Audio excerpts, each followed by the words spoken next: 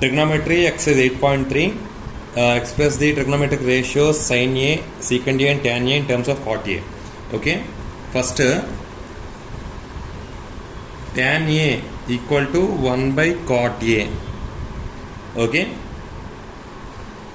మనకి ఐడెంటిటీ ఉంది cosecant square A minus cot square A equal to 1. Okay, cosecant square A equal to 1 plus cot square A. Okay, so cosecant A equal to square it వెళ్ళిపోతే root over 1 plus cot square A. Okay, మనకి sin A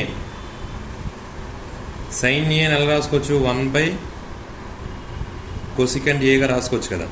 అంటే దీన్ని మళ్ళీ మనం ఎలా రాసుకోవచ్చు? 1 by root over 1 plus cosecant A అంటే cot square A.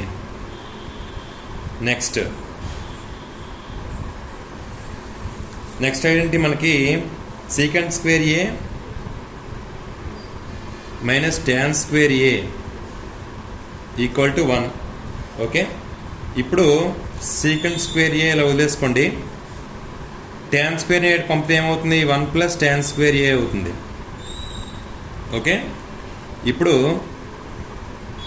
secant square A equal to 1 plus tan square A ని 1 బై cot square A గా రాసుకోవచ్చు. ఓకే, అప్పుడు secant square A equal to cot square A అని LCM తీయండి. cot square A plus 1 by cot square A వస్తుంది. Okay, దీన్ని మళ్ళీ మనం ఎలా రాసుకోవచ్చు?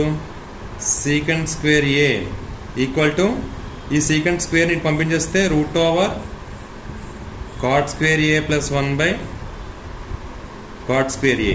ఓకే, సో పైకి కిందకి రూట్ ఓవర్ వర్తిస్తుంది, పైకి ఏమో వదిలేసేయండి.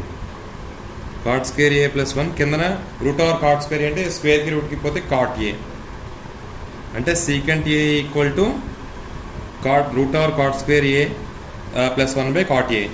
Next sin A equal to 1 by root over 1 plus cot square A. Thank you.